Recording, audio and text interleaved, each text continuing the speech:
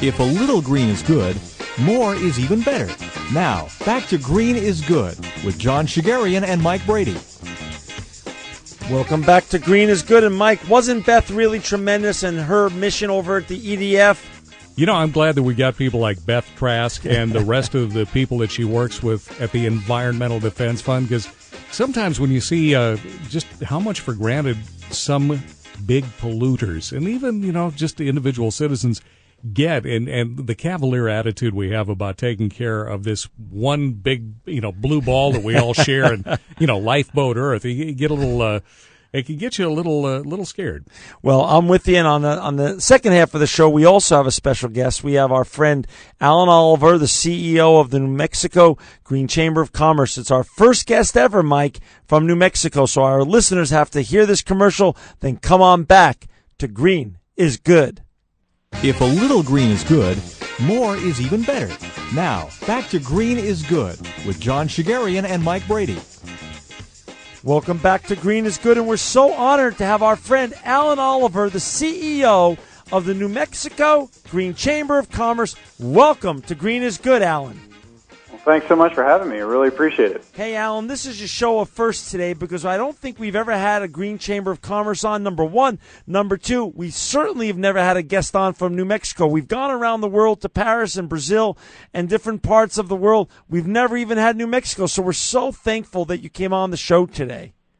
Well, it's absolutely my pleasure, and we're, New Mexico is very happy to be represented, especially on, such a reach that you guys have. So thanks for having us. Oh, no problem. And, you and I sit both on the American Sustainability Council board, and that's another great organization. They've been on the show a couple of times. And, you're yourself having this very great position at the New Mexico Green Chamber of Commerce. Talk a little bit about your journey and your life up to this point. How did you become, the CEO of the New Mexico Green Chamber of Commerce, and how and why did you follow that path? Well, I got to say, I like a lot of folks, I definitely did not take a direct path. Tried out a lot of things to get here. But I would just point out probably maybe two different experiences that really kind of pointed my direction this way. One is actually from many years ago. I was in the Peace Corps and served overseas and worked, hand in hand with two different mayors and watched the work that they were doing and watched how they really had how government could actually have a really direct stake in people's lives, and how you can go and be working with communities that have really serious needs, and that government can be a force for good, and that what it often took was kind of good groups out there saying, providing good advice, and frankly giving a bit of a push to get them to sort of see opportunities that lay in front of them. So that was a really indicative experience, and one that I certainly treasure. And I think the other one, I worked for many years in state government here in New Mexico, and ran the cabinet for Governor Richardson, which is about 33 different agencies, and so getting them to work was always an interesting and neat challenge. But one of the things that the previous governor was really focused on is making New Mexico a clean energy state. And then he asked me to go over to economic development and help run that department, first as a deputy secretary and then later as a cabinet secretary. And we had it was a laser focus on renewable energy. We just see, for New Mexico, it's a really obvious choice. It's, we're number 2 for solar, number 7 for wind, number 13 for geothermal, and so combine all these things, and in the West, we're number 1 for renewable energy potential. And so this, it fit personally with me, with my ethic, which is just that I think that, the U.S. can compete with anybody. We're give our small, medium-sized businesses a chance, and they can go and really succeed. And New Mexico has got a couple of really great businesses that are just, they're taking off. I think there's even studies, and this is more national studies, but showing that if you look at actual, exports going out of the U.S., solar is actually one of the top exports that we have, and it's a growing part of our economy, and it's been growing despite the recession. So, so being in a place where I can be supporting, a growing industry, and it's an industry that's doing good. This is something where, I'm putting solar up on the roof of my house, and, like a lot of folks, and, okay, so one, I'm going to be saving money over time. Two, I love that my utility is going to be paying me back. And then three, I'm reducing my carbon, and, I got a 2-year-old at home. I think that we've got to be focused on this stuff, and, we've got a win-win here, So we have an opportunity to reduce our costs, reduce our carbon, and at the same time, be doing what's right. And that's why we do the show, and that's why we wanted you on, because green is good, and the Green Chamber of Commerce is good in New Mexico. And I want to ask you, Allan, talk a little bit about now the journey of the Green Chamber of Commerce in New Mexico. When was it started, and what's the whole story behind it? Who started it, and how did it really get going? Well, there was I think it's a really interesting story. There's two small businessmen. One of whom was a doctor, and so he considers his practice a small business, which is right. Right. And then another was just a small local businessman up in Santa Fe, and they were sitting in a legislative committee in Santa Fe about 2 years ago, and one of our local statewide Chamber of Commerce stood up and was saying some stuff about basically, very supportive of increases in pollution, of some frankly stuff that's really bad for our quality of life. Which we're a desert state, so we have to protect our air and water, very much for just considering where we live. And he stood up at the end and he said, "I represent all business in the state of New Mexico." And that just caught these businessmen and, caught them like kind of in the craw, if you will. And they said, well, wait a minute, that's just not true.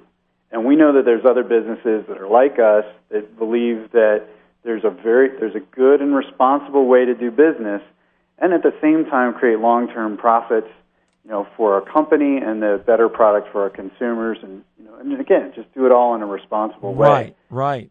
And so they started a group and started out with kind of these little seedling groups of steering committees and in different parts of the state, Albuquerque and Las Cruces, Silver City, and it's just started growing.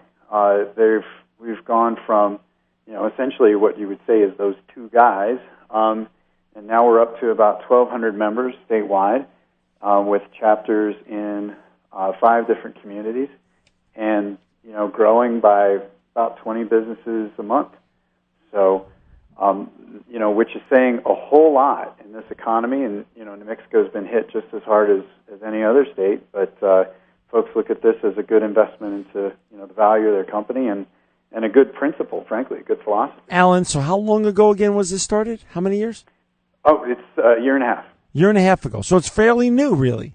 Very new. Got it. Wow. So that's wonderful. So and right now you have how many members in a year and a half? 1,200. That's huge. It's already a huge success, huh? Yeah. No, it really is. It's like an exponential growth. Wow. And it was something just as simple as we tapped into something that, frankly, we didn't know how deep the vein was. We didn't know how many businesses were out there that felt like us. But the more folks, more businesses that we talk to, and we've got some very straightforward, very simple programs that we're doing.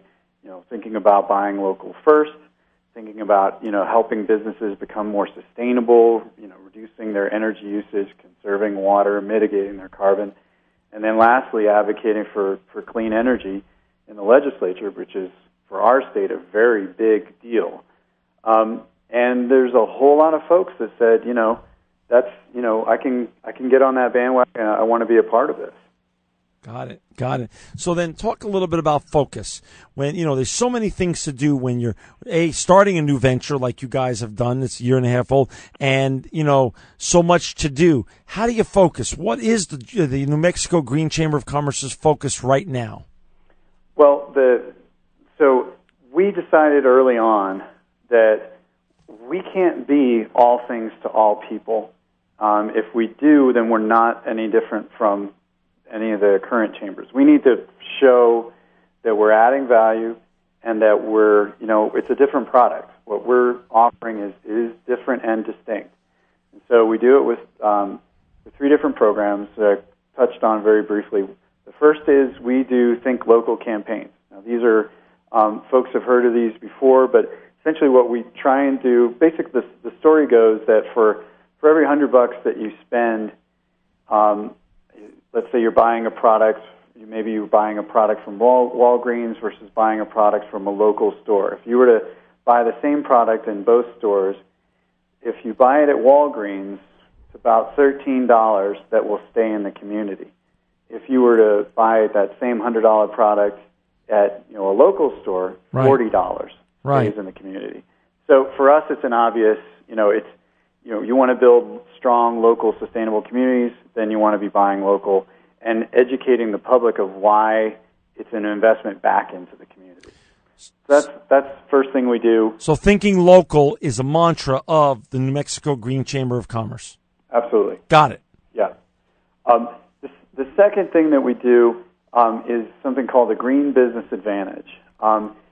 We strongly feel and have, had a lot of sort of examples of this, is that there's a way to, as businesses go green, we want to signal to consumers that they're going green, and at the same time, help them make their business more sustainable.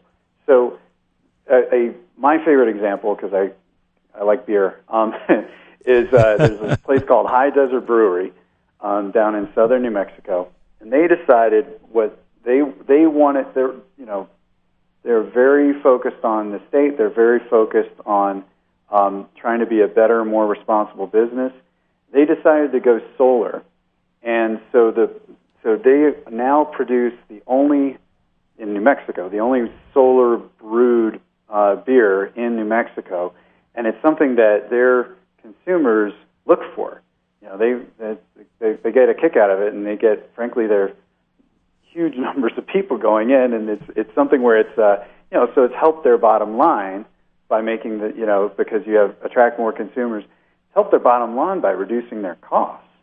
Wow. Because over the next 7 years, it's 7 years it'll return their investment, and now and they're going to have El Paso Electric paying them back for their electricity usage. So that's kind of one small example of making long-term profits while doing the right thing. Got it. Then the third one is straightforward, is advocating on behalf of clean energy. For us, we have a renewable portfolio standard out here. It's 10% by this year. It's 15% by 2015, and it's 20% by 2020. And what we've tried, we're basically going out and building the case that the clean energy really represents jobs, lots of them. And in New Mexico, right now the studies are showing it's about 35,000 jobs that have been, these are ones that have been created over the last 10 years. And our growth rate in terms of jobs in New Mexico is at about 5%, which is double what the average rate is for the state. And at the same time, it's, just think of, the recession has been pretty hard everywhere, and we're still having this kind of growth. So for us, we're trying to really put out the story that these are good jobs, they're high-paying jobs. This is something that is perfectly located for New Mexico in terms of our natural resources. And, we're, trying to make that case. I will say there's some organizations that are trying to knock that down. The oil companies in particular seem to look at clean energy as an adversary, which is just not true. The way we look at it is that clean energy is a great opportunity for a state that's growing and expanding, and don't kill the golden goose. So wait a second. So what was the name of the brewery that's using the solar again? High Desert Brewery down in Las Cruces. Got it. Okay. So High Desert Brewery. And I see them here on your website. And for our listeners who just joined us, we're so honored to have our friend Allan Oliver on. He's the CEO of the New Mexico Green Chamber of Commerce. Look at his great website. Mike and I are on it now. I'm on there. I'm on the iPad on it. And Mike's got his laptop up in front of me. It's www.nmgreenchamber.com. New Mexico Green Chamber of Commerce, and we've got Allan Oliver, High Street Brewery. So you have your members listed right here on your website. Absolutely. And that's great. And so so now you've hit this whole thing of Green Business Advantage program, and as you said, they're doing the solar thing, clean energy, solar, and other methodologies, and also think local, which is such a smart way to go about promoting your great businesses in New Mexico. So talk then a little bit about what we talk about here at Green is Good. Mike and I always like to focus on the triple bottom line, or the major pillars of sustainability: people, planet, and profits. Share how we can merge what our mission is here at Green is Good with your mission at the New Mexico Green Chamber of Commerce, or are they exactly the same? I mean, I think we would just say the same thing. We would use a little bit, different language, but we're it's New Mexico. We like to make things our own. But we say investing in people, protecting our air, land, and water, right, and creating long-term profits. Got it. That is the way we phrase it, which, if it sounds like the triple bottom line, that's very much on purpose, because it really is, that is certainly our focus.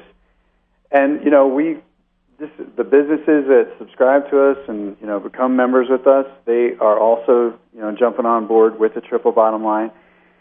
The way we've phrased it is, and the way our perception is that we want to have folks who, they're coming in with a willingness to learn. Right. We don't want to sit there and pass judgments necessarily. We want to have folks say, "I'm ready to go in, do some hard commitments. Take a look at how my business operates and improve on that business, and we're ready to help." That's we want it to be something that is beneficial to the business, improves their bottom line, and improves their triple bottom line. That makes a lot of sense. And have you been well received by the New Mexico legislature? How are the politics in the state of New Mexico? We have, we have a Democratic legislature, Democratic House and Senate, but it's very close. And then we have a Republican governor. And I would say we've been really well received in the legislature. I think that they've been really pleased to I guess the way I would phrase it is to have some diversity within the business community and to hear from different voices. And there was, things that we were advocating for from a business perspective that folks hadn't given enough thought to in our perspective. Right. Like example would be, local procurement. We've had some laws on the books that are real unusual, where out-of-state companies were getting the same preference as in-state companies. That for our business, from our perspective, is like we think we can compete with anybody. Our local guys, we ought to be investing locally. We ought to be investing back into our small businesses here. And so that was something that went through the legislature, was passed by both houses, and then actually was vetoed by the governor. She has actually come around on that, and she's going to be introducing it in a special session we're having here in a couple of weeks, which we think is really exciting. It's great because this is a place where we can all agree that buying local, thinking local, supporting local businesses is just simply the right thing to do. Got it. No, that makes a lot of sense. Talk a little bit about, how many companies are joining every month now, you said? It's about 20 companies a month. Wow. So that's about one a day you're getting.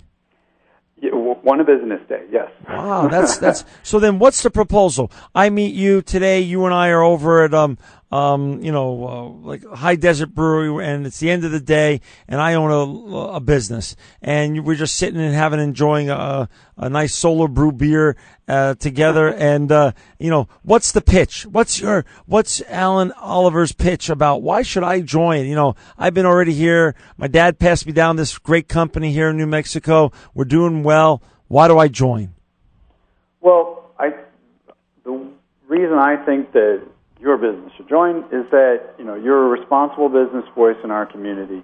You understand the needs that we need to be investing in our community, and we have programs that are doing this through our Think Local campaigns.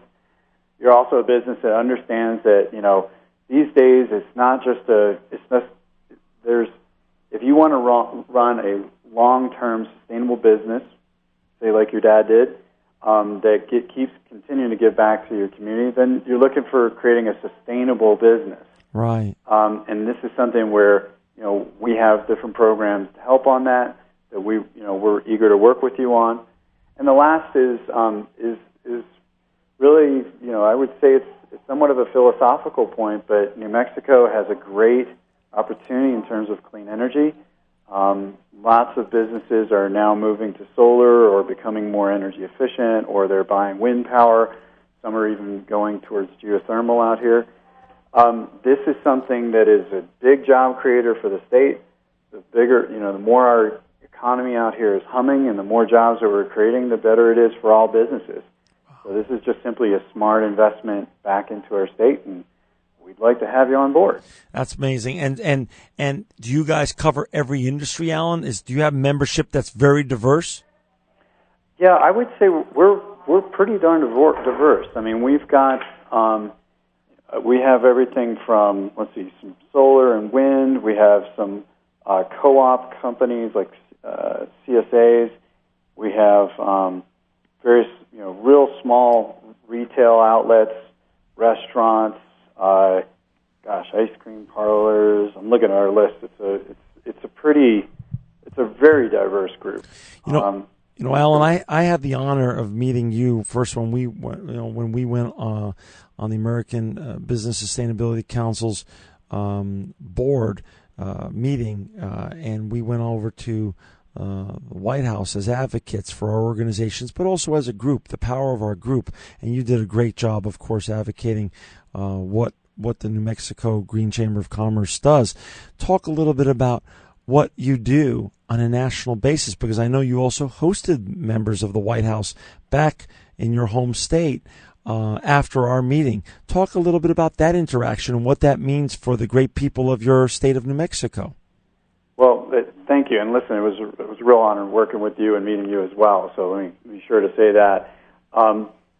In terms of what we do on a national level, I mean, we're very much in concert with the American Sustainable Business Council, and they're really our lead effort in Washington, D.C.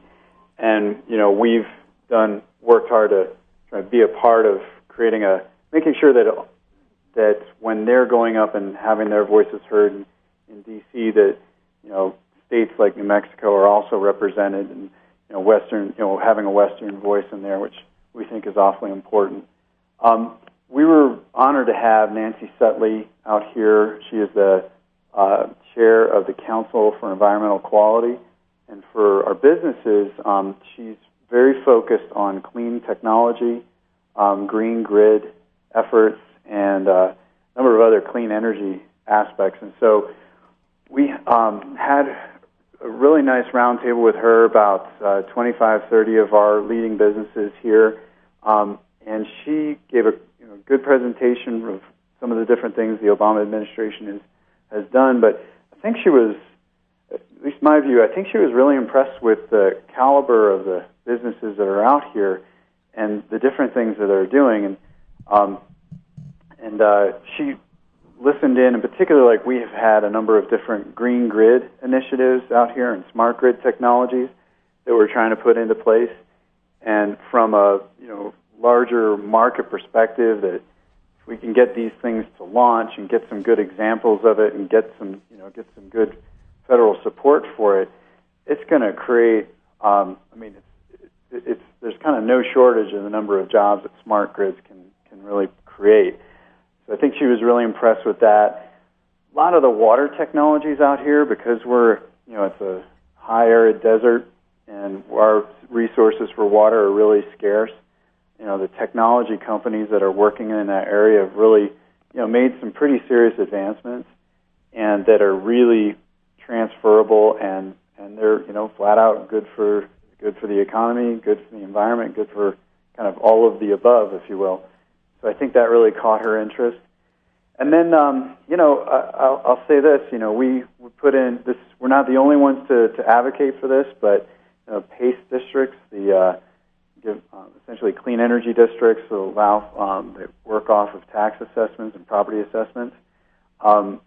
This is something that we've, feel strongly out here would really unlock a whole lot of potential.